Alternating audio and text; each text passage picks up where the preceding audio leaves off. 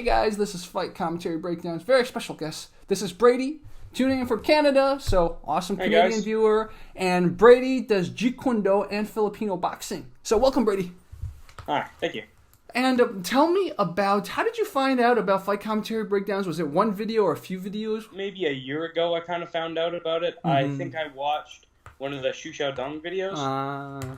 Yeah, and then I just started watching and subscribed. Makes sense. So you do Jeet Kune Do, you do Filipino martial arts. Which came first, the Jeet Kune Do for you or the Filipino martial arts? Well, it's combined at the school that I go to. You kind of start the Jeet Kune Do training first, but then it just kind of gets combined later on. Tell me about the Jeet Kune Do training. What do you guys start with? What do you guys work on every time you train?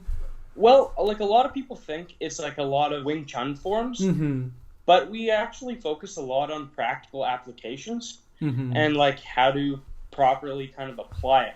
So we kind of, when I first started out, they taught you like the basic like jab and cross, and then and some of the basic kicks, and then you got into like a little bit of like sparring later, but mostly we kind of learned the basics first. I see. That's so interesting. Tell me about, if you remember your first class, what was your feeling? Were you intimidated? Were you kind of excited?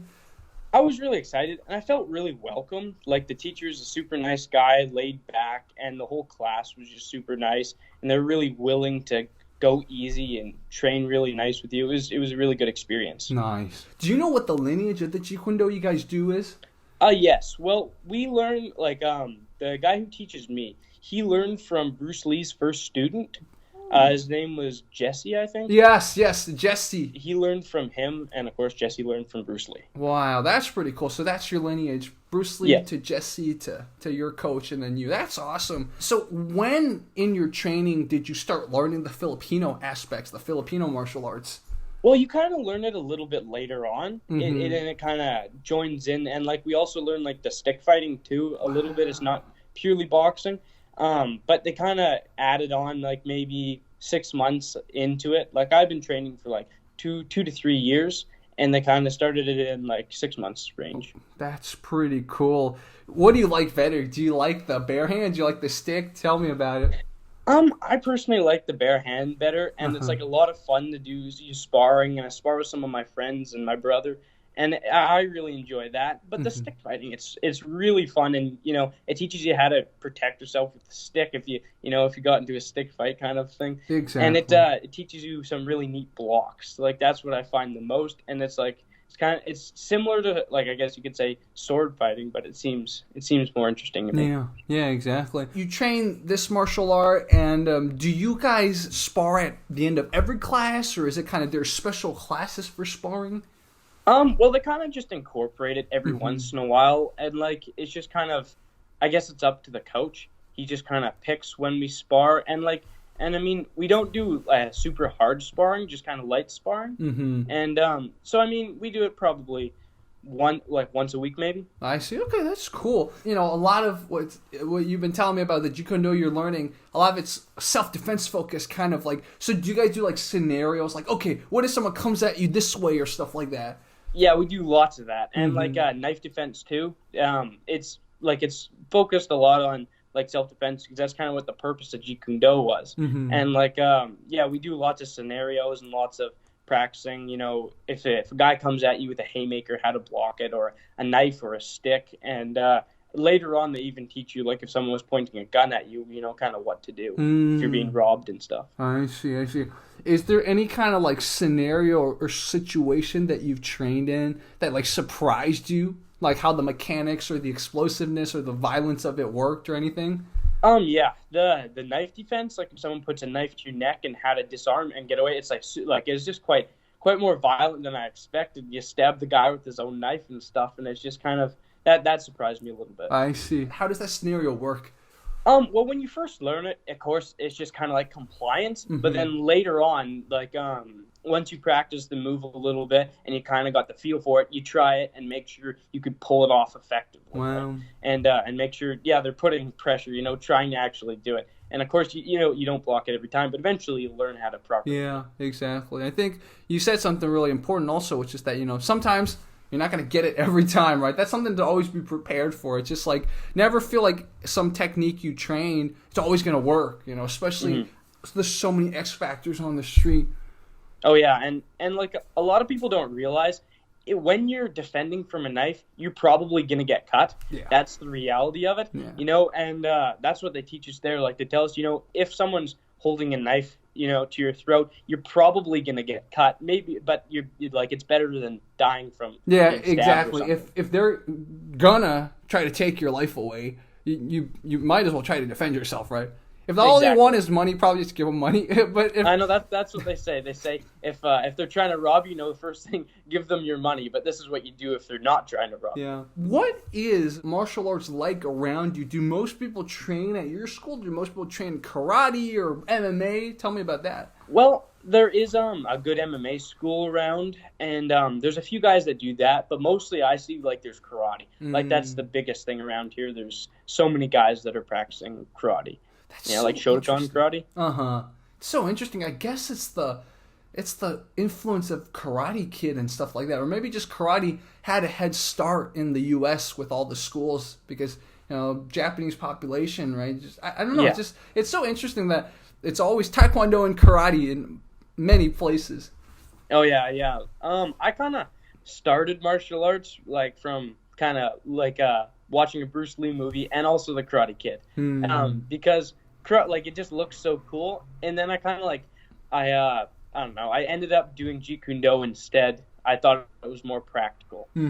Makes sense.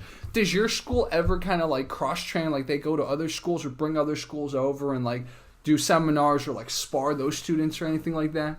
Well, the coach, not as much like that, but the coach, he's trained in all those different martial arts. Like he's probably trained in 16 different martial arts or something like this. So he knows a lot of the stuff we do, and he'll kind of demonstrate it and get us to try to block it or whatever.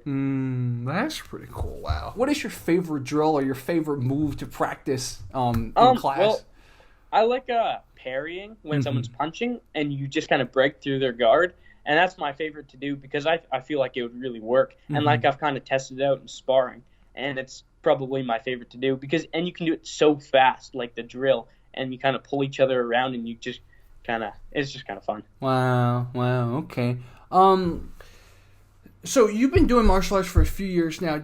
Did you... a lot of people start martial arts because, let's say, they were having problems at school. Did you have that, or were you, like, okay at school and then... Well, I mean, when I was younger, I definitely did get bullied a little bit, and that kind of led me to it. But when I was younger, I did karate for, like, a month, and then I did wrestling for, like, 3 years or something, 4 years, and I just kind of got interested in, like, the more realistic fighting aspect of it, and, of course, being inspired by those movies. I just kind of thought, like, I want to learn something that would actually work. Yeah. The reason I asked this question is because the person I just talked to, he's a French viewer, and he was saying that like after he started martial arts, the people who used to mess with him stopped messing with him. Like he didn't even need to fight them. It just because of the way he's training in martial arts, he's just less reactive. He's less fearful, right? So like maybe they'll do something. It definitely had a similar impact on me. Like I definitely didn't react as much. And also like when I was younger, I was a lot smaller, and then I grew, and people just kind of left me alone. Yeah, exactly. It makes sense. Wow.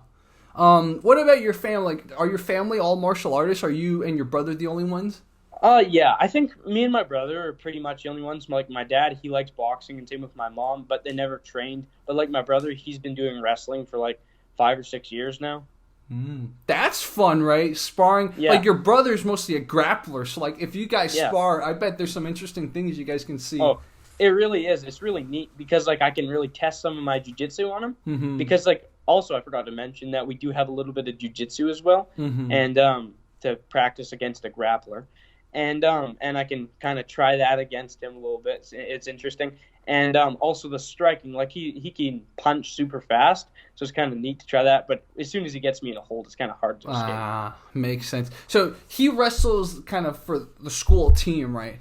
No, he's in a club. Oh. He competes provincially. Wow. Yeah. That's pretty cool. Is that how wrestling works in Canada? Like, yeah. It's like more like you're in a club and then you compete provincially. So it's not like part of the school program per se.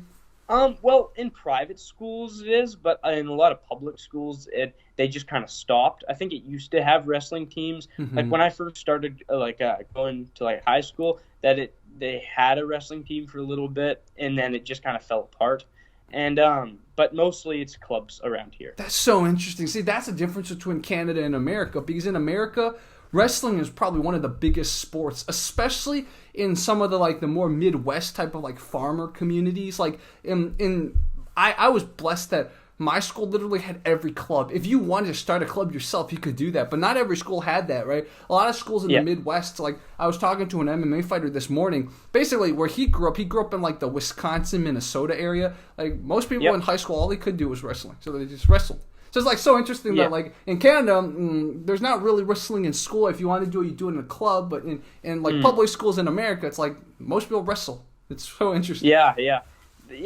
I mean, around and generally, what I've found from schools and stuff, they don't really offer very many clubs anymore. Like I said, when I first started, there was a bit of a wrestling team. There was 3 guys that were in it, and there was a coach. But then I don't know, they just kind of quit it. And I find it's kind of more popular to find karate, not in school, but in general, to find karate guys and in school rugby. That's the biggest thing. Rugby. I guess you guys are inspired by the British, man. It makes sense now. America broke away from the British a long time before, so you hear rugby, you're like, wow, that's such a niche sport. But I guess rugby's more popular. Soccer and rugby, I guess, are more popular in Canada. Oh yeah, definitely. There's a lot of soccer guys too. Wow, this is why I love talking to viewers from different parts of the world. Rugby didn't even occur to me that a lot of countries that really stick with the Commonwealth, right? They have some form of rugby that's not football like what Americans play. Yeah, football, not very many people play it in Canada, I think. I mean, of course we do have teams and stuff, but out of people that I know, I don't think I know anyone that plays football. Yeah. I just remember the funniest story I had about rugby is my college had a rugby club, and basically what they would say is, dude, every match, every time we competed, someone would get hurt. So by the end of the season, half their team was gone. That's pretty funny. A lot. Definitely, I've tried out rugby, and it's really fun. And definitely, you do get hurt, but I don't know. It doesn't seem to be as much as a problem. Yeah, I guess it's a little different, right? Because you look at how people who play rugby or people who play Aussie rules football, I guess it's called, how they play, and because they don't have padding, they're a little bit more careful in how they tackle. I see a lot more takedowns than tackling in rugby and Aussie rules football.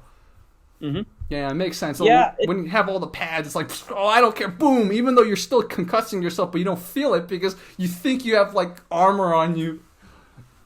Yeah, it's definitely more careful. When I did rugby with the school team for a little bit, and yeah, definitely they kind of time their takedowns more than football. Makes sense. And I think correct me if I'm wrong, but in rugby you pass backwards, right?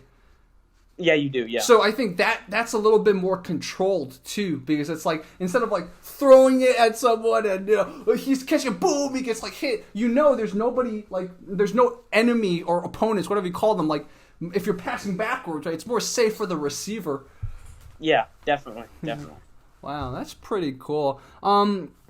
Have you ever sparred any of those karate people in your town or anything like that? Yeah, I had a friend who did karate, and I beat him within seconds. Wow. It was, I don't know, and I mean, I'm not to say that karate is doesn't work, but it's just he focused so much on forms that when it came down to fighting, that he didn't even have his hands up. Oh, I see. So his karate was a lot kata training and not a lot of conditioning or sparring. Yeah. I mean, I think they did spar a little bit at the school, but he had his hands down, he was wide open, so I just kind of punched, and then he was done. So maybe they sparred with some kind of rule, no punching to the head or something, or else he'd hold his hands differently. I think so as well, and I think it was a lot of points, point karate. So every time you would punch, it was one solid punch, and then you'd back off. Exactly. It's so as soon as, and as soon as I come in, he didn't really know what to do. He threw a lot of kicks too. I see.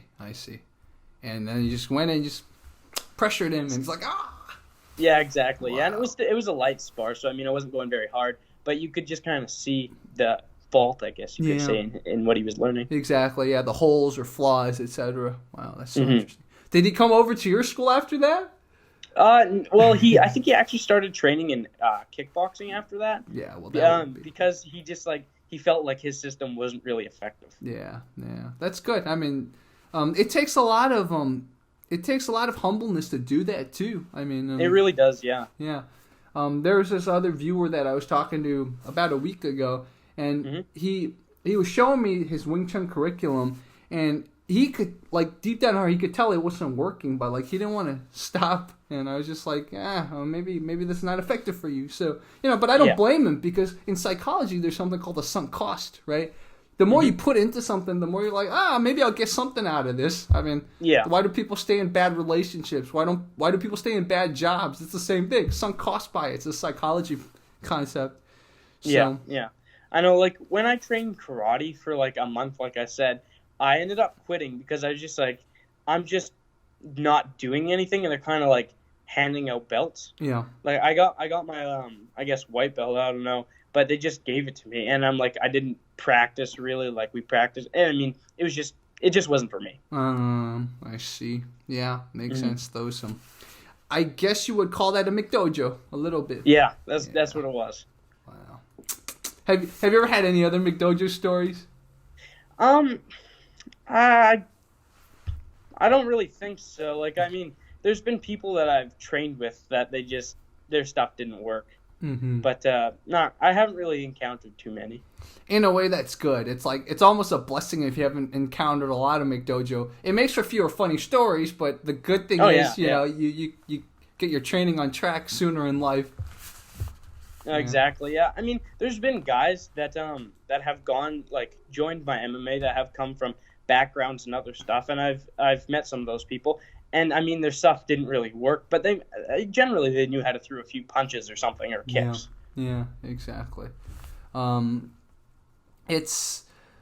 have, the only experience I have really with karate is, like, when I was young, I did a little bit, and then, I know a lot of Kempo guys, but that's different. That's different from Japanese karate, but, a lot of Kempo schools, there's this, do you watch Enter the Dojo, the Master Ken? I've seen it. Yeah. Master Ken, you know, he like makes fun of karate people a lot. He's like, yeah, Kempo, every belt you get, you have to gain 20 pounds, and it's kind of true. Like it seems like a lot of those some of those Kempo black belts I know, like, they can fight, they can beat people up, but like they've got the biggest bellies, man. It's like, what are you doing? Oh yeah. Yeah, I know what you mean, because I've kind of seen that. Like, there was a karate school that I kind of walked by once, and a lot of the guys, there was just like had massive guts, and I was thinking, like, it seemed like they kind of knew what they were doing, but like, it's just it's kind of funny. Yeah. Like, when one of the guys, when he hit me, it was really hard. Like, and like his Kempo was very karate inspired. It was very much force against force type of karate. But man, his gut was so big. Like, if you saw him, you wouldn't be like, oh yeah, this dude is however degree black belt. But, you know, I guess it's another kind of conversation itself, like branding, right? Branding's so important for anything now in life, and it comes with martial arts too. Like, Jeet Kune Do is cool because it's got that branding of, it was Bruce Lee's martial art. But then, you know, sometimes people might feel inhibited by it because, you know, their interpretation of Jeet Kune Do might be completely different. And then, like, people will think about, are you yelling? Are you, like, doing the 1-inch punch? And maybe that's not even part of your curriculum. Yeah, like, I mean, I've kind of experimented with the 1-inch punch, and like, my coaches showed me it. But I mean, I've never seen him ever do it in sparring or whatever. I've never seen anyone really try it in sparring. Yeah. It's I don't know. I've kind of seen online. I kind of looked up some Jeet Kune Do, and a lot of them are doing like these high-low kind of strikes. It's kind of what Bruce Lee did in the movies versus what he taught in his class. Yeah, makes sense. And even then, going about and talking about lineage too. That's another like big debate within martial arts. Right? How much should people even focus on that?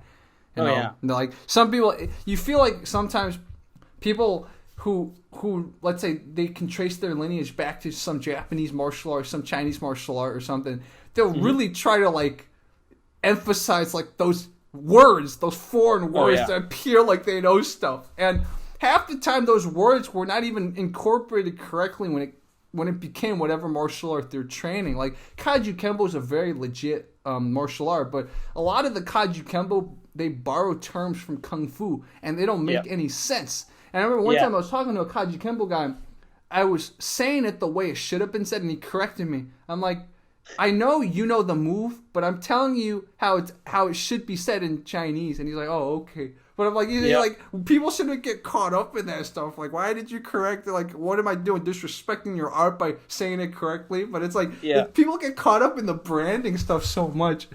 Oh, yeah, I know. And sometimes I find, like, people force, like, a style kind of what I mean by that is, like, they're just kind of, like, saying, oh, my style, it's so important. Like, about why it's called a style, right? And if you kind of took away the name of the style and actually just looked at the moves, it's kind of more important than the whole name. Yeah, exactly. And that was what Bruce Lee advocated too. He's just like, take away the flourishes, take away all the drama, just find out what works. Yeah, exactly. And then unfortunately, I think people who do that realize the problem is there's only like 6 effective ways to punch and like 6 effective ways to take down and 6 effective ways to submit that are practical under no rules. And then if you just teach it all to people, that they'll leave, right? So you gotta like then start adding more flourishes again or adding more rules to your style. So like everyone that wants to make a living teaching martial arts that are really combat effective will eventually kind of go a little bit towards the other direction. Be like, okay, well, I got to add my own little interpretations, add my own little cool stuff. For else, nobody's gonna want to just like learn and then be like, oh, what's next? Yeah.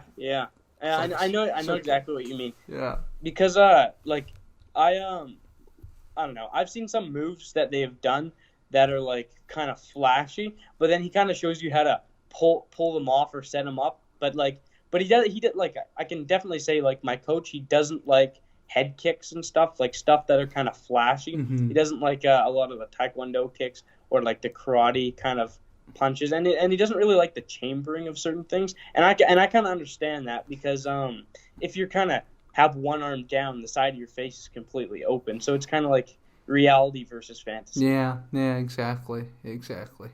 Wow.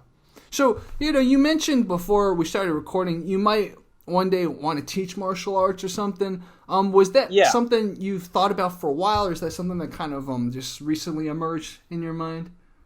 Well, I kind of thought about it for quite a while. Like, it's kind of like my dream, if I ever could, and like if there's enough people interested. Like, I definitely want, like, once I like master the system, I guess you could say, that I would definitely like to teach someone because I just enjoy martial arts so much. Yeah. But whether or not I make a living out of it, I guess we'll just have to see. Yeah, it could end up being one of those things like you have a day job and then you teach it on the side or something like that. Exactly. Yeah, makes sense. Do you think you would want to just like teach what you're learning, or do you want to like incorporate other stuff, like branch out into other martial arts and ultimately have your own kind of hybrid system? Well, I'm kind of thinking somewhere along the lines of that. Like I love what I'm learning right now, but it's kind of like you're if you have a toolbox, you fill the toolbox with different tools, right? You kind of use them how you want. Yeah. And that's what I'm kind of thinking, because if I have different other martial arts, like I kind of want to get a more knowledge of different things. Like in the future, I'm planning on training a little bit of Muay Thai as well.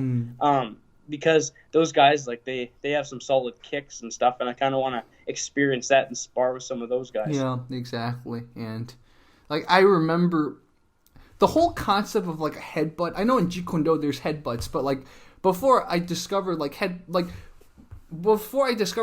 can be used effectively, I would always associate with like James Bond movies, right? Or like those like white boy action movies or something like that. But then once you like see headbutts actually getting pulled off, you're like, wow, especially in Lethwei and stuff like that. So it's just like the more you explore, the more you realize, wow, all these things I never thought about, they totally can get incorporated if I do it right.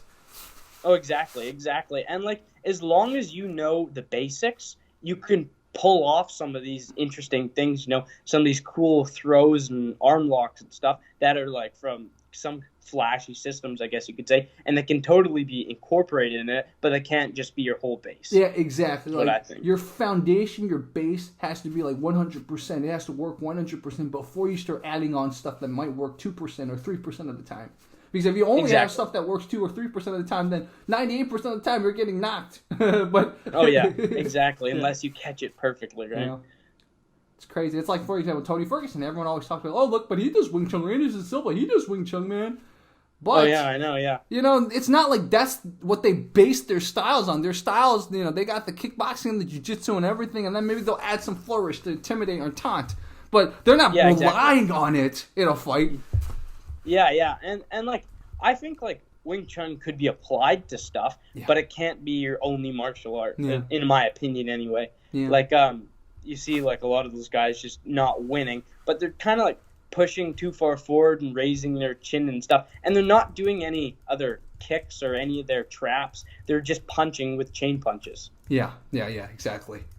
So, okay, so you have this potential. You might be a teacher one day. How do we find you online? Let's say we want to check you out on Instagram or something. What is your Instagram handle? I'll have to send it to you. I can't remember exactly what it is. Okay, it's all good. I'll have it for Fight Commentary viewers that are curious. I have it. I'll have it in the description and stuff like that. I also have a YouTube channel. Mm-hmm. And like I kind of explain a little bit about what I was talking about. Ooh, what's the YouTube channel called? Martial Arts Practically Applied. It's you with your foot up, right? Yeah, that's kicking, you. Yeah. Ah, all right, cool. Well, I'm your 17th subscriber. So, guys, I'll have that linked too. All right. Yeah, that's pretty cool. Cool, man. Well, so after this kind of lockdown is over, are there any like competitions or anything you're gonna go to or anything like that? I'm kind of thinking next year that I'd like to compete. I haven't really competed in any tournaments yet. Like I competed in wrestling when I was younger. Like I competed a lot in that. But I'm kind of thinking maybe in the next upcoming year or something, I want to compete in some smaller tournaments and stuff. Makes sense. And are there a lot of those in Canada?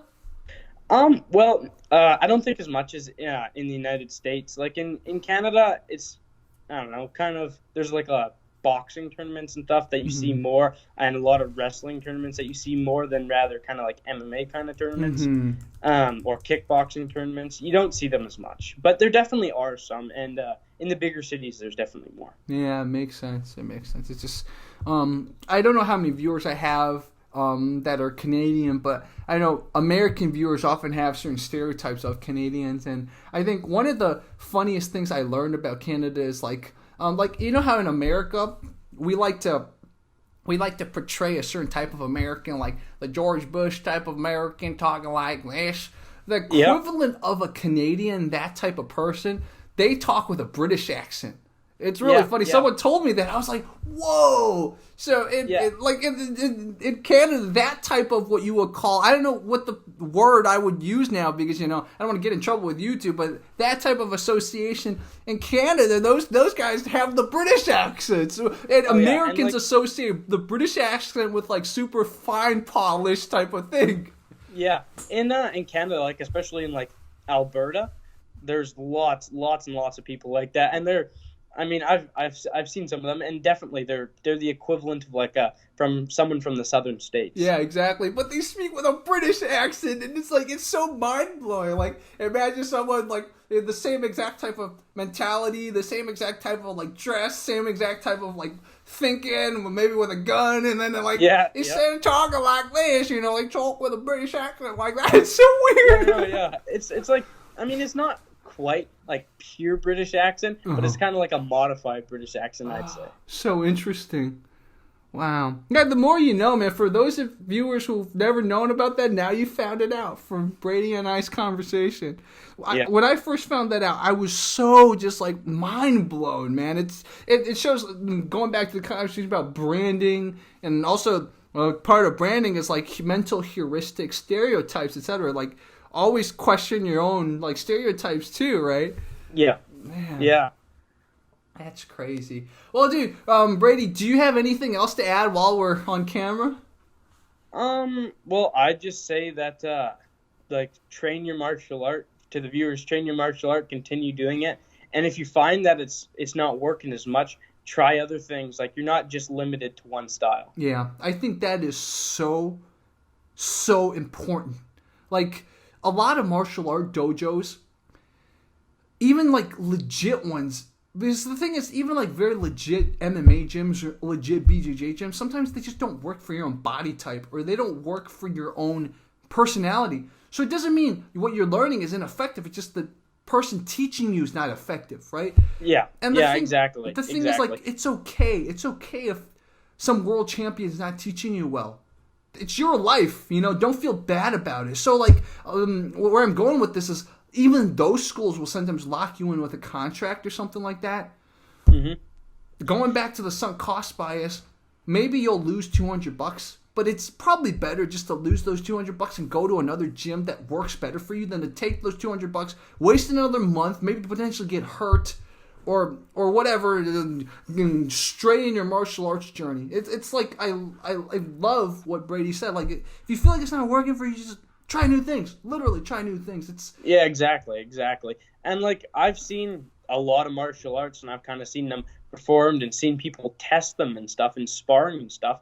And it's just like, if it doesn't work for you, if you're a bigger guy and it's harder for you to do like some of these taekwondo kicks or something, go to like maybe a grappling art or something like that. Like, if you're like big, small, whatever, it doesn't matter. There's always a martial art for you. Yeah. A martial art for everyone. Yeah, exactly. And I think that's just so important. That's what I really want to emphasize on my channel too. And talking to a lot of people on this channel recently, it's something that we've all kind of emphasized too. It's just everyone's martial arts journey is different. So don't try to follow in people's footsteps. And if you do and it works for you, good. But if it doesn't work for you, don't feel like that's the only way, or don't feel like, oh, I'm a failure or whatever. Just your own journey is different, and just figure out what works for you. Learn something practical and stay healthy.